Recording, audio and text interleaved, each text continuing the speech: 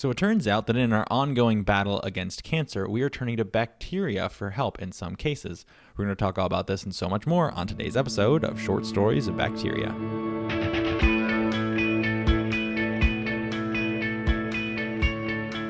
Hey everybody, welcome back to another episode of Short Stories of Bacteria. I, as always, am your host, Dr. K, and I'm here to guide you through yet another story chronicling the lives of the tiny and infamous, and that would be, of course, the incredible and the amazing bacteria.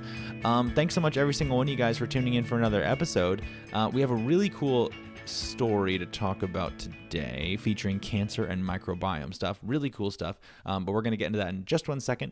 Don't forget to hit that like, share, subscribe button, though, if you are listening to this podcast on YouTube. If you're listening to this podcast on another medium, such as Spotify or Apple Podcasts or any of the other podcast mediums, don't forget to hit that follow button to help support the channel and help support the podcast.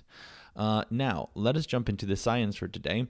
I guess the best way to start talking about this is recapping the complexities of cancer and the complexities of cancer therapy. So many of you guys may know this, but cancer is a very multifaceted disease. It's what happens when a group of our own cells are growing such that we can't stop it, and they just keep on growing and growing and growing, and they form this tumor.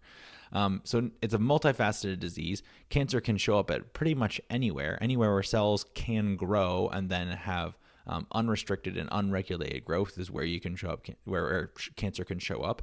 And as a result, that means that there are tons and tons of different kinds of cancer, right? And since there are tons and tons of different kinds of cancer, and each of those cancers is showing up in a unique individual, that means that a lot of cancers are very, very specific to the individual.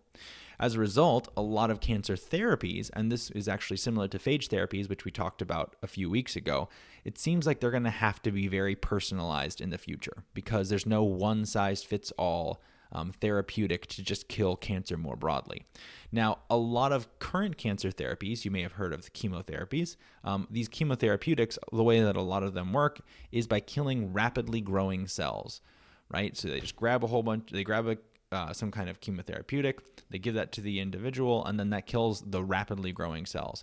Now, because cancers are rapidly growing tumors, right, the theory then is that, okay, you're going to lose some other rapidly growing cells. This would include things like skin cells or things like hair cells, but you're killing primarily the cancer cells. That's the main game plan behind a lot of the cancer therapeutics. Now, as you may have gathered, and as I mentioned a second ago, that means that there are some inherent issues with this. You're not going to just kill exclusively cancer cells. You're going to kill benign cells that are helpful and useful as well. But again, you're just trying to kill primarily cancer cells. So there's a lot of, while these chemotherapeutics are awesome and they have been really, really helpful for many, many people and saved the day in many instances, there are cancer therapies, and this is our first point. Cancer therapies, they're not perfect. They're still emerging, and it seems like they're going to have to be unique to the individual in the future. Okay, now it's about this time that you're like, well, gee, Dr. K, you may have mentioned cancer cells, and cancer cells, they seem to be rapidly growing, but I happen to know of another group of cells that is rapidly growing inside each and every single one of our bodies. And that would be, of course, the bacteria, because bacteria, they are replicating like gangbusters all the time, and they're paired back by our immune system, or paired back by phages, or paired back by other bacteria, and then they keep growing back. So it may not come as a shock to you to learn that bacteria, in fact, aren't unaffected by the presence of a cancer therapeutic. Not only are chemotherapies influencing our own bodies and then the cancer, they also influence bacteria as well. And in fact, bacteria and our own microbiome, they might be necessary in order to help the chemotherapies work. In fact, there was an article that showed up, let me check.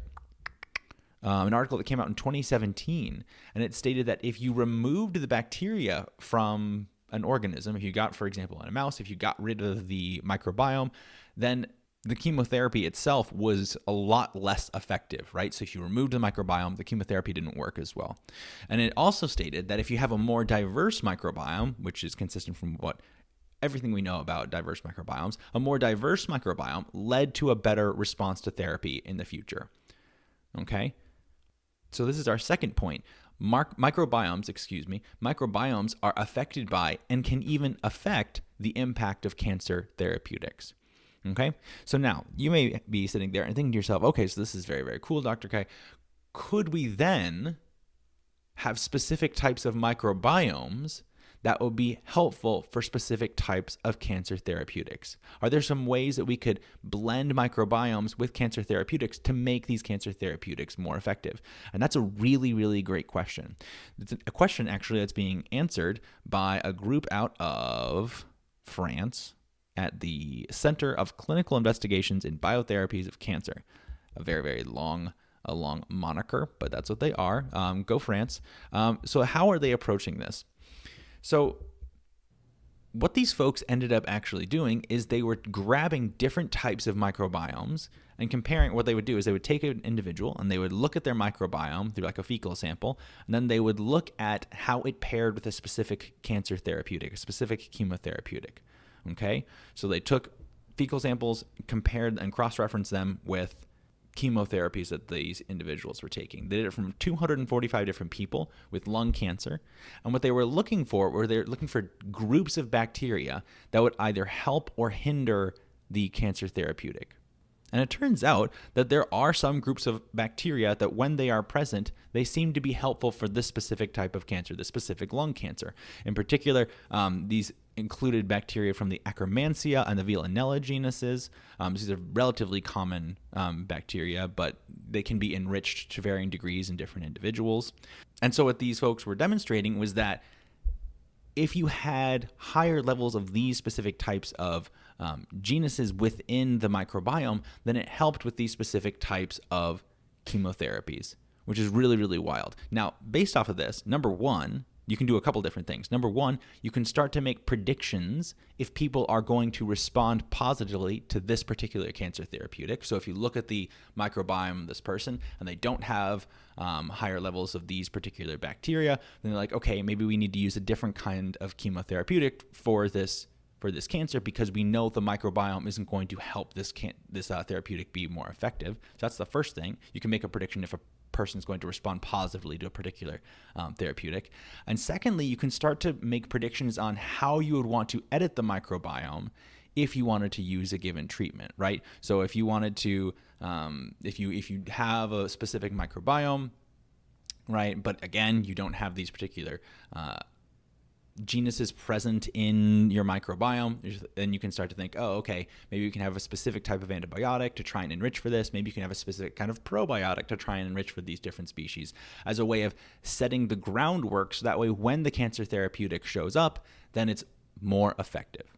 Okay, so that's our third point. These folks were able to demonstrate that there are specific microbiomes that are associated with a more positive treatment. And this is really, really useful for any future patients who may have lung cancer. So again, once you know generally what kind of microbiome is going to fit better with a given chemotherapeutic, this is when you can start to introduce a whole bunch of other methodologies to enhance that specific microbiome.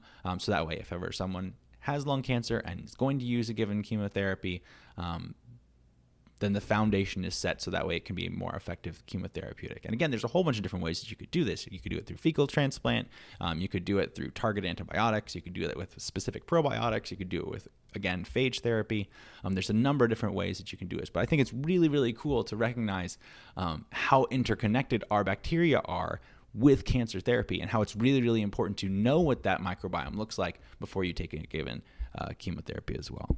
So let's wrap this up. Point number one, cancer therapies are still emerging. They're not perfect. And it seems like in the future, they're going to have to be unique to the individual. Our second point is that our microbiomes are affected by and can actually affect the impact of cancer therapies. And finally, point number three, there was a group out of France that demonstrated that specific microbiomes were associated with positive responses to cancer therapy, and that's going to be really, really useful for future patients. Yeah, so that's pretty much it, guys. Cancer, as it turns out, is still awful, and we have a lot of things that we got to do before we can finally put it in the rear view. But it does look like that with the help of some bacteria, our own bacteria, we have an opportunity to push cancer back another step or two. But that is all I have for you guys today. Thank you so much, every single one of you guys, for tuning in, and I hope you'll join me again next week on another episode of Short Stories of Bacteria.